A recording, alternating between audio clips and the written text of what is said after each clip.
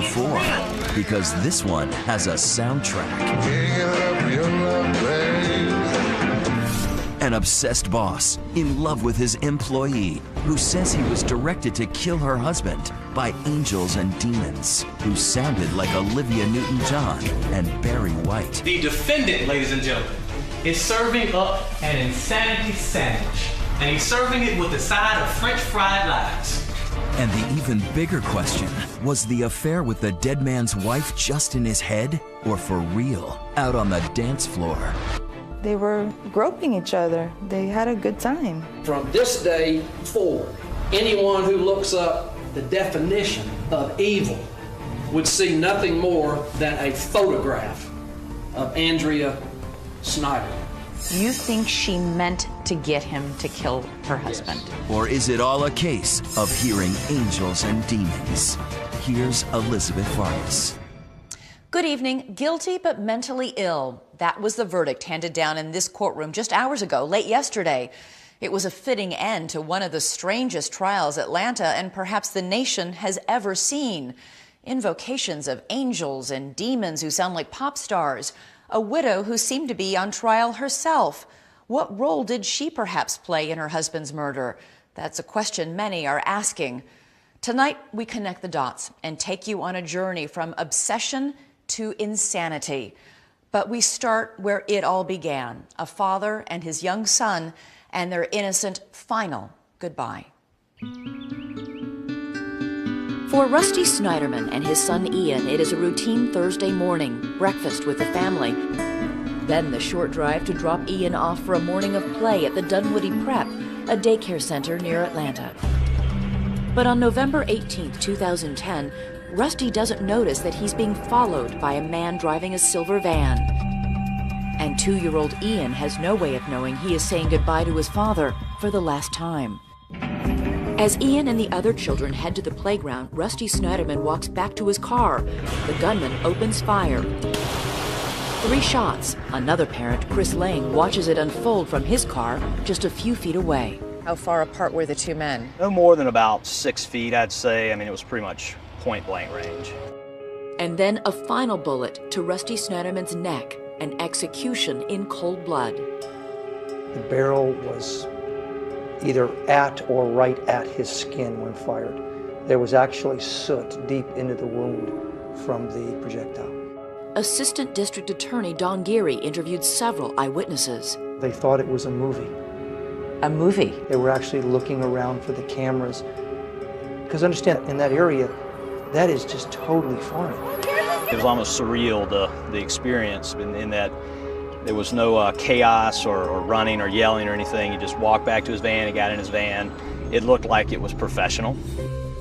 The killer escapes, leaving Rusty Snyderman gasping for air on the pavement. Sounded like gunshot over here. A cell phone video captures police and ambulances rushing to the scene. There was a lot of blood everywhere. We knew that, it was probably some vital organs hit. There was no pulse, and he was unresponsive. But the gunman has slipped away in traffic. He was last seen driving westbound on Mount Vernon, so we did notify surrounding agencies. Leaving the community in shock.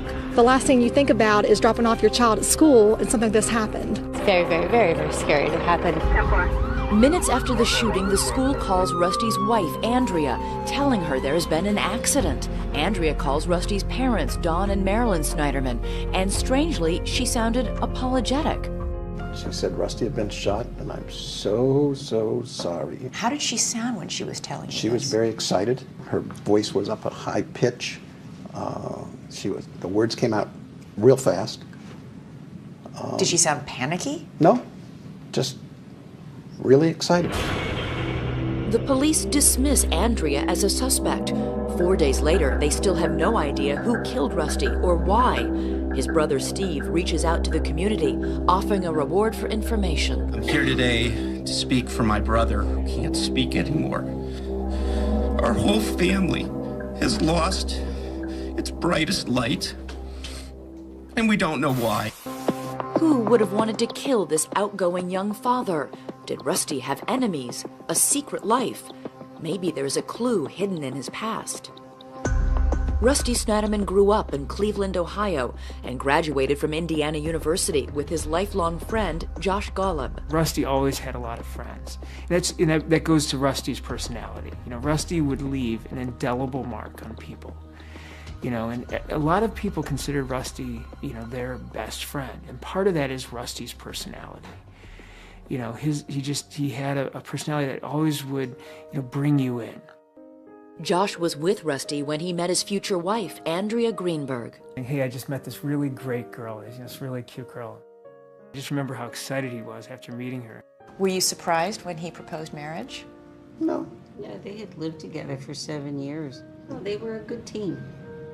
She presents very warm, gives you a huge embrace, and seemed very sincere. So, yeah, I had a good feeling about them. My name is Rusty Snyderman. Rusty served as best man at Josh's wedding. It is my sincere hope that your home will be as filled with as much joy and love and laughter as our college apartment.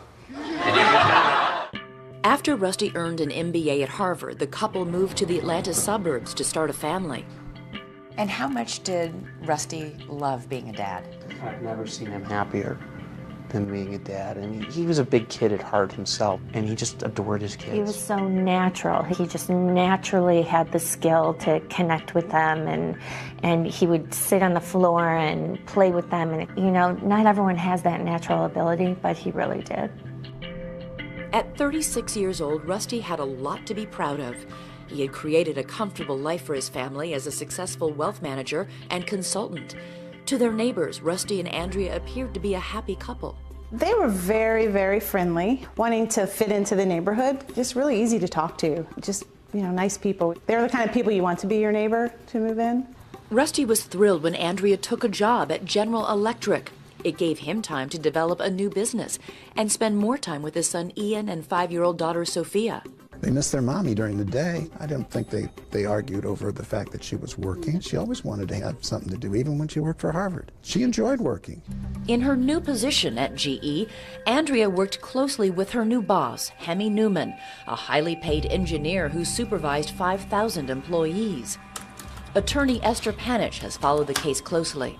He was the smartest man in the room. He had an air about him of arrogance, and he knew best. It was all about Hemi.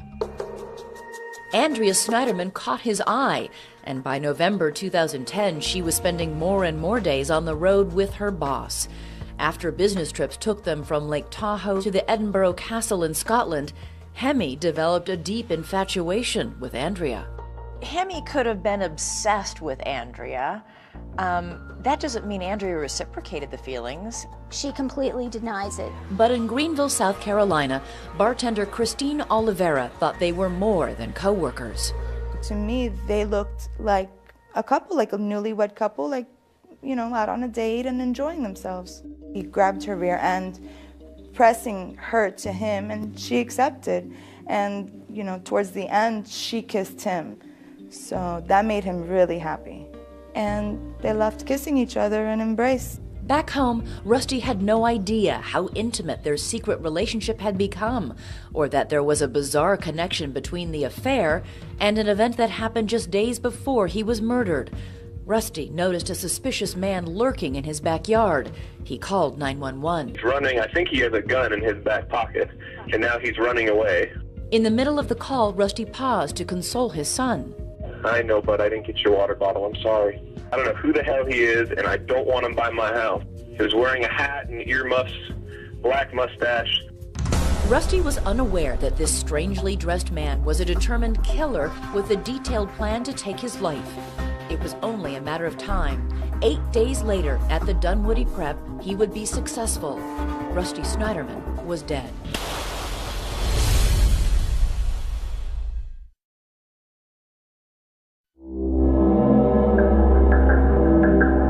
December 2010, 4 weeks after Rusty Snyderman was inexplicably gunned down in front of the Dunwoody Prep preschool, police are no closer to finding the identity of the killer.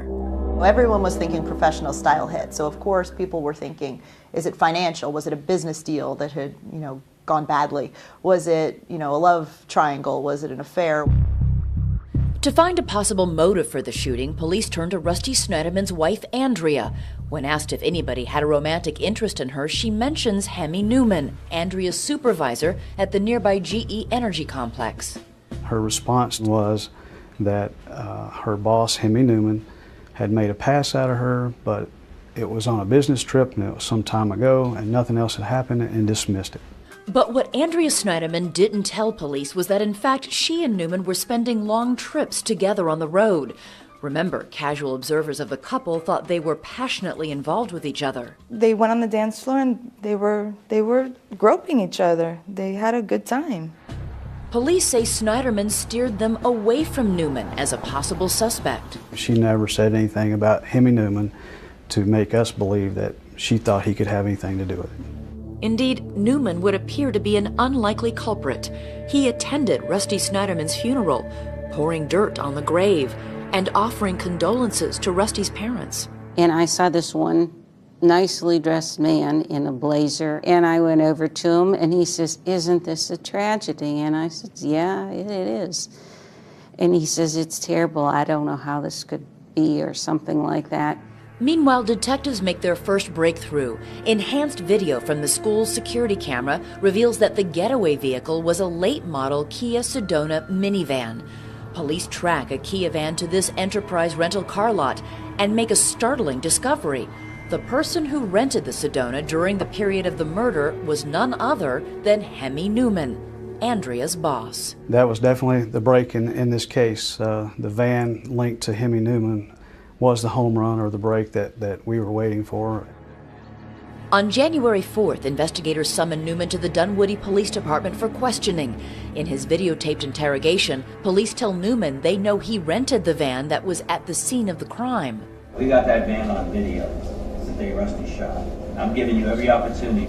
You've got a heart, you've got a soul. You were there when Rusty got shot. Now, Hemi, you were there. You got it, man, up. The jig is up. You're our guy. I don't see how you can place me there. I don't know what to tell you. I'm not there. I don't own a gun. I can't explain the van. If you're going to tell us on stacked bottles, I did not shoot Rusty. I was not there. I did not pull the trigger on the gun that shot Rusty Snyder. He was very calm, unusually calm. Hemi Newman was much different than most people who commit murder. Over the course of the 5-hour interrogation, police make it clear that they believe Newman had a fatal attraction to Andrea Snyderman, that she was the motive for the killing. She's going on these trips with you. She's a very attractive woman. She's looking pretty. And you gotta feel bad about that. Jealousy gets in the heart. Oh yeah. Jealousy gets in the heart. Despite his claims of innocence, police are convinced they have their man. Newman is arrested and charged with Rusty Snyderman's murder. Meanwhile, prosecutors strengthen their case. They track Newman's phone records to this man, Jan De Silva. He says he sold a .40 caliber Bersa handgun like this one to Newman just 1 month before the murder. The guy seemed pretty friendly. He seemed really normal. And just a person like what he told me, that he just needed a gun for just home defense. Even more damning, De Silva says Newman contacted him again a month later, this time to try to buy his silence. He told me that there was a problem with the gun, that he had to get rid of it. He just said to me, like, don't ever have a mistress. So was Andrea Snyderman the mistress of Hemi Newman? When police put the question to her after his arrest, she says any affair between herself and Hemi Newman was only in his head. But someone else was convinced it was all too real. Newman's wife of 22 years, Relly. Had she suspected he was cheating before the murder? Yes. She had suspected he was cheating soon after Andrea started working there. He would take her calls late at night. He would start hiding the phone, turning it over. Same kind of things you read in a magazine, top 10 signs your spouse is cheating. He had them all. Even though Andrea was a married mother of 2, Hemi's wife was convinced there was something serious between them. She filed for separation. Her lawyer, Esther Panich, uncovered documents that traced an extraordinary amount of communication at all hours between Hemi and Andrea. What do cell phone records show about the level of contact between Andrea Snyderman and Hemi Newman? In the 6 months before the murder, there were over 1,400 cell phone calls and texts. Is it possible they were discussing work? It's possible, but when the emails say, I want to marry you, I don't know how many bosses and their employees have that kind of communication. But does Andrea Snyderman's relationship with Newman have anything to do with her husband's murder? It is the question lawyers will ask when she is under oath in the trial of Hemi Newman. Andrea Snyderman. And what she will say on the stand will surprise everyone. Were you and the defendant romantically involved? When 2020 returns. The crime appalled the city of Atlanta. A father killed outside a preschool. This February, high drama at the DeKalb County Courthouse as the man who did it faces trial. Attorneys for accused killer Hemi Newman begin with a stunning admission. On November the 18th, 2010, Hemi Newman shot and killed Rusty Snyderman. Newman pleads not guilty by reason of insanity. He will have the burden of proving to the jury he did not know right from wrong when he pulled the trigger. It was madness that drove him to kill, his attorneys say. Madness and a woman, Rusty Snyderman's wife. He fell for Andrea. If you want to call it infatuation, if you want to call it love, he fell for her. Newman tells psychiatrists voices in his head are telling him to do evil things. I can imagine your reaction when you first heard his story of the angels and demons who appeared to him. We laughed. Sounding like Barry White and Olivia Newton-John. Yeah, this is ridiculous.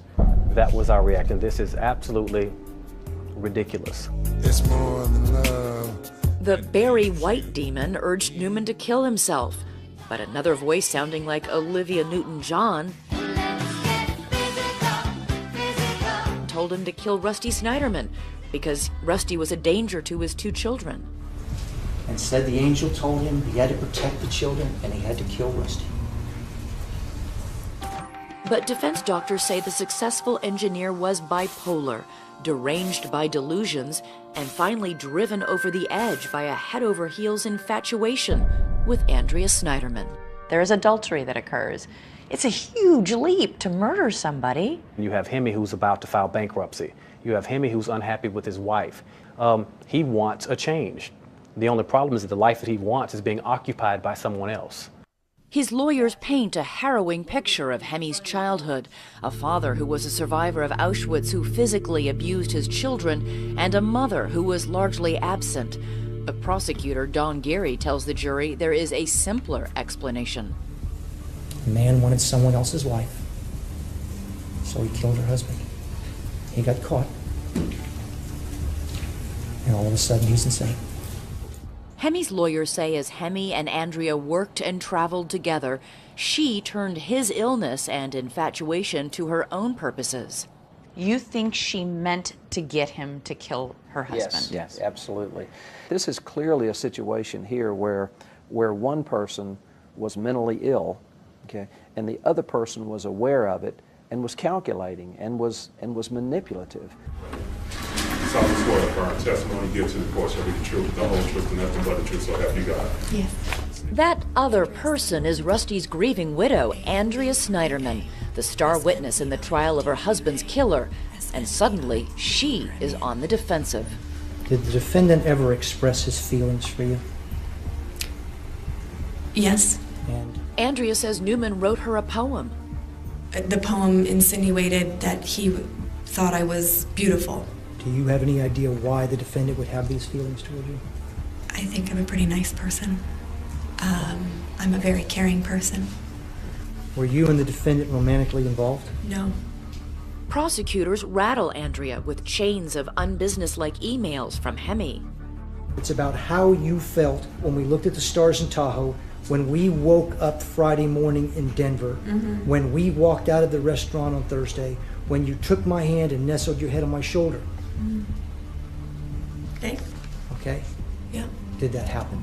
Did what happen? Did you wake up together in Denver, in Tahoe? No. Andrea says she rejected numerous advances by Hemi, but didn't mention them to her husband. Did you ever tell Rusty about the poem or the defendant's feelings towards you? No. Why not? I really thought that I could handle it. Hemi even emailed a proposal. Marry me, it says. Think about it. Be with me forever. Andrea says she can explain. I viewed it very much as a silly boy email. He was being silly and stupid, and in fact, I spoke with him about that email at work in person and told him to stop. Andrea admits she cared about Hemi as a friend. He managed to get me to care about him, and that's actually the point. He was very good at that, very good at manipulating everyone around him to feel bad for him. Andrea says she allowed Newman into her room at hotels when they traveled together, but says that was before she realized he was stalking her. Did he stalk you from inside your own room? Stalking can take on many different meanings. So that's a yes. He was there to spend time with me, In your evidently. room? In your room? Yeah, he did not share a room with me. Was he in my room? He might have been for a little while, but didn't share a room with me. All right. When the defense attorneys get their turn to question her, they suggest if Hemi was stalking Andrea, she made it easy for him. The stalker that you've now testified about, you picked him up at the airport. Yep, You flew home with him. that's correct. You changed seats to sit next to him. That's how we always traveled. After a trip to Greenville, South Carolina with Hemi, they have a revealing email exchange in which Andrea says, "I now have to repent." I turned to the second page of that email. Yep. Hemi Newman says, "Please never forget how much I love you." And how did you respond? I know, but so do other people. I betrayed them all. I'm not sure how to deal with that for now, but my burden, not yours. What happened in Greenville, man? We were holding each other's hands, and that's it. It may sound worse than it is, but to me, that was a betrayal. So you're repenting in the email, at least, from holding his hand. Yep. What did you think when she took the stand? If I were her lawyer, I would have flung myself out the window. How he could have let her go up there and not take the fifth, I have no idea. But what qualities did you see in her on the stand that day? Combative, Arrogant. angry. Yeah, I mean, the tone of the whole thing was, "How dare you challenge me?" I mean, the most telling quote of the whole thing was at the end of Don Gary's redirect, when he said, "Why did you lead the police down the rabbit hole?" And she looks at him and says, Have you seen what's happened to my life? Have you seen what's happened to Rusty? and Don, bless his heart, said, "Have you seen what happened to Rusty?" Have you seen what's happened to Rusty? Have you noticed what's happened to my life since Hemi was murdered? Since Hemi murdered my husband? The suggestion of an affair is one thing, murder is another. When we come back, the courtroom is rocked by revelations about what Andrea knew about her husband's shooting. That was a bombshell. That was a bombshell. At that point, did they tell you or indicate to you Rusty was in fact dead? Yep. Okay, is that the first time you found out he was dead? Yep. And you found out he was shot? Yep. Stay with us.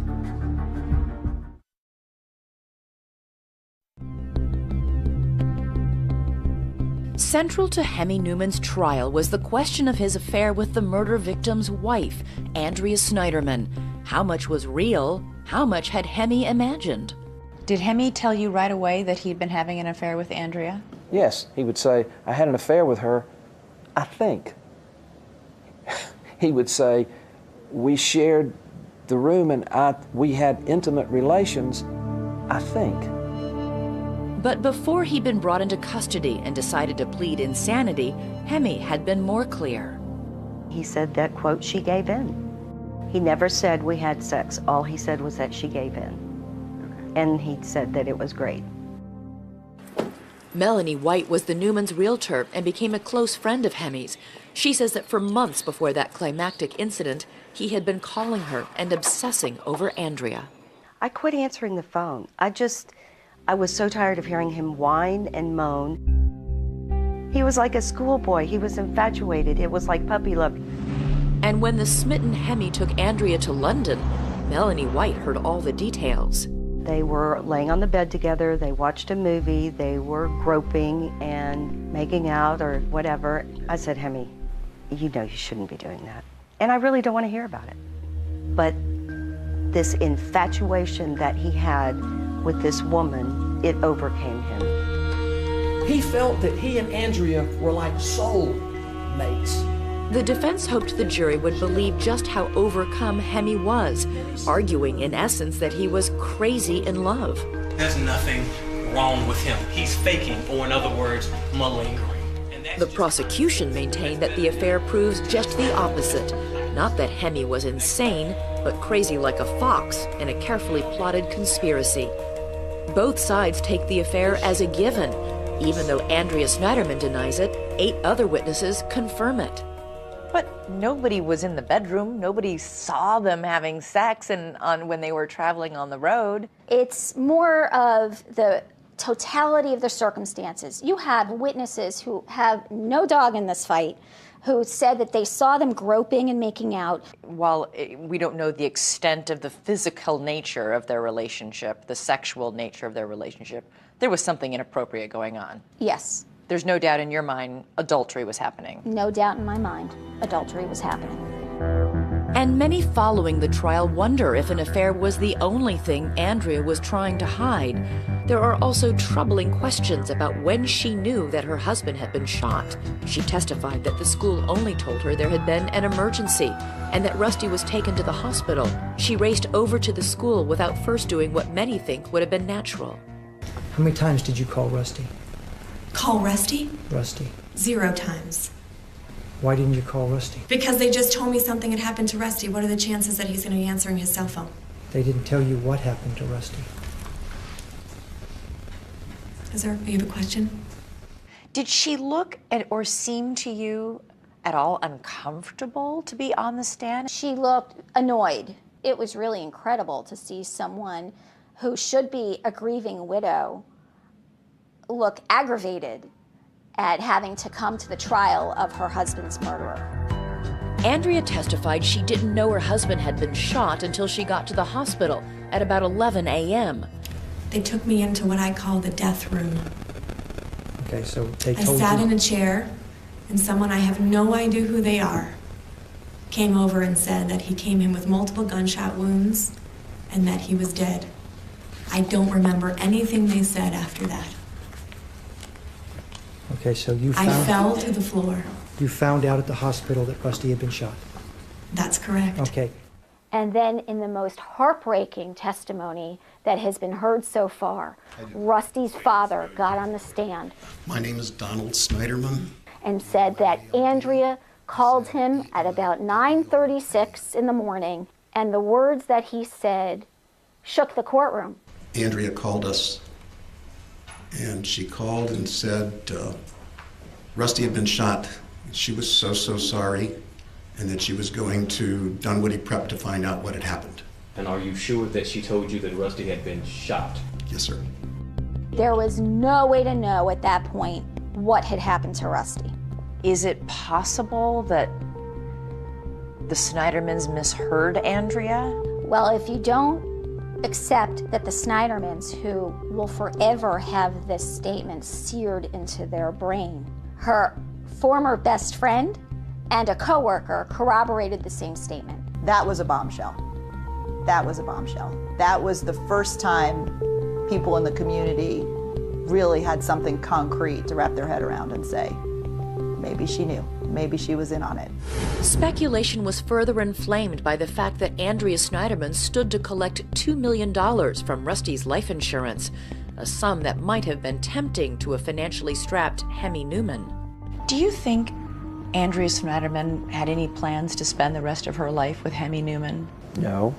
$2 million later, she's free of her husband, she's free of Hemi Newman. To quote one of the lawyers in this trial, they believe Andrea Snyderman played Hemi Newman like a yo-yo, manipulated him into committing this murder. Yes. When we come back, This guy's bizarre. This twisted little man. both the defense and the prosecution turn up the heat, and not just on the killer. They suggest Andrea might be a black widow, not a grieving one. He's not crazy. He's a co-conspirator with the demon that he was cheating with, the demon that defiled her marriage. Andrea Snyderman is an adulterer and a tease and a master manipulator. See what's next.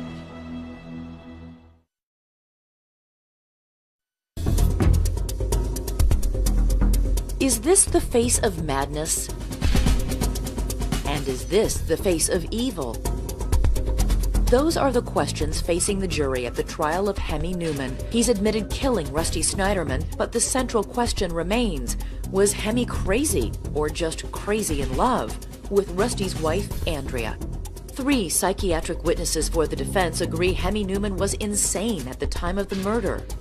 When he shot Mr. Snyderman, he was going through a manic episode. He was somewhat odd and had some weird magical thinking. That he suffered from bipolar disorder and at the time was manic and delusional. The defense witness, Dr. Tracy Marks, says Andrea also shares some of the blame for what she calls the explosion of madness in Hemi's head. Whether it was intentional or unintentional was that her interactions with him kind of planted the seed for his delusions. Prosecutors say there were no delusions, just a methodical, premeditated plot to kill Rusty. He stalked him. Which gun to use? Well, let me see. Should I stab him? Should I shoot him? Should I run over with the car? And what was happening in Andrea's head? She denies an affair, but even her former close friend Shayna Citron didn't believe her. Did Andrea admit or deny an affair with her boss at that time after the murder? Denied it. When she told you no, did you believe her? No, but my heart really wanted to believe her. But you didn't believe her? No. Thank you, ma'am. Citron's testimony led to a jaw-dropping moment of courtroom drama. When she left the stand, Andrea stood and gave her a long, warm hug in front of the jury. But outside the courtroom where the jury couldn't see, Andrea approached her again. Citron's lawyer, Jay Abt, witnessed what happened next. She tells her, look, I understand you had to do what you had to do, but now you're going to have to live with what I'm going to do. She says it in an ominous way, and then she gives Shayna another kiss, but this kiss, it was like the kiss of death. After the courtroom hug, Andrea is barred from the courthouse for improper contact with a witness. This case is also about one bad, really bad woman, Andrea Snyderman. Andrea has not been charged with any crime, but as they close their cases, the prosecution and the defense have one thing in common. They're scathing accusations against the victim's wife. The gun in this case was in Hemi's hand, but the trigger, I respectfully suggest, was pulled by Andrea Snyderman. Hemi didn't hide his crime from Andrea because Andrea already knew it. Adulterer, tease, liar, and master manipulator. I have never heard words like that used by lawyers in a closing argument. Ever. Ever. It was a free-for-all against Andrea. As for Hemi, the prosecution says he was anything but insane. Hemi Newman killed Rusty Snyderman because he wanted his wife, because he wanted his money, because he wanted his life. And that makes him guilty, that makes him guilty, that makes him guilty all day, every day, because he is sane and he knew the difference between right and wrong. District Attorney Robert James mocks any evidence of Hemi's manic episodes. They would have us believe that he's insane because he's having a good time at the club. And Andrea's doing this dance for him, and she's, and they're groping and they're grinding and they're getting it on and they're kissing and hugging. Now he's supposed to be insane because he says, isn't it great? Isn't it great? Isn't it great? Yes, it's great. Of course it's great. He's having an affair. He's about to go back to the room and do the horizontal mumbo. Yes, it's great. What man in America wouldn't be like, whoo, I'm about to have sex? It's great. Of course he's having a good time. If that makes him insane, then half the men walking down the street are insane. He similarly dismisses the description of Hemi's alleged abusive childhood. Wham, wham, wham. We should all have it so bad. I got smacked with a belt every now and then. Wham, wham, wham. Both sides end with a passionate plea for justice. Hemi was used. Hemi was manipulated. Good men don't sleep with other men's wives. Good men don't do what he did. Good men do not do this. A year and a half after Rusty was shot dead, Deputy Moore, would you please bring in the jury, please? There is a verdict. We, the jury, find the defendant as to count 1, guilty beyond a reasonable doubt, but mentally ill. It is a win for the prosecution. Hemi Newman will go to prison, not a mental hospital. As the judge gets ready to issue his sentence, Newman stands and for the first time speaks in court. I'm so sorry for their loss. Hemi Newman's apology is too little, too late. He is sentenced to life behind bars with no chance ever of parole. Countless family and friends who saw a person they loved, admired, and respected, who saw him arrested and shamed, charged, and now convicted. During Hemi's remarks today, prior to sentencing, the one time that he lost his composure and began to cry was when he was talking about himself. Today he realized, oh my God, I will never get out of this jail. And shed tears for himself. Tears that he's never shed for Rusty. Hemi Newman is an evil man. He's evil. Period. Andrea Snyderman issued a statement saying she was, quote, grateful for and relieved by the verdict, and describing her husband as an amazing man. She has denied any involvement in his murder. But Hemi's lawyers still believe the wrong person is paying the price for Rusty's death. I think that he was a pawn in her hand, and she's guilty. You think she belongs in prison? I do. I believe she should be charged with murder. The district attorney won't say if he plans to bring charges against Andrea.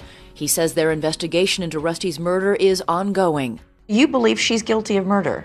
I believe that she participated in the death of her husband. Now, what I believe and what I can prove are two completely different things at times. Rusty's family says until they know more about Andrea's role in his death, there is only partial justice. Do you believe she actually conspired to have Rusty shot and killed? We don't know how she's involved, but she's involved. And we need to know, that's why this investigation needs to continue. We need to know those answers, and we need to know those answers soon. How can we have any peace when we don't know the truth? For them, the pain of their loss remains as powerful as ever. In my dreams, he comes waltzing through the door, just like he always did. We miss him. He was the light in our life. He had so much more to offer the world. And the world is so much poorer because he's not here. And so much poorer, of course, are Rusty's young children, who are now living only with their mother and without a father. What will you tell Sophia and Ian about their dad? That he loved them so, he wanted nothing but the best for them. Rusty's motto was to dream big, and I hope that those two will dream big. How about you, Don? That he was a good guy.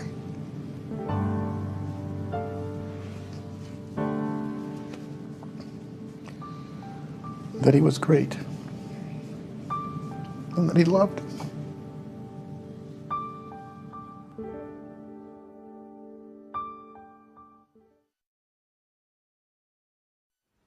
That's our program for tonight. We will continue to follow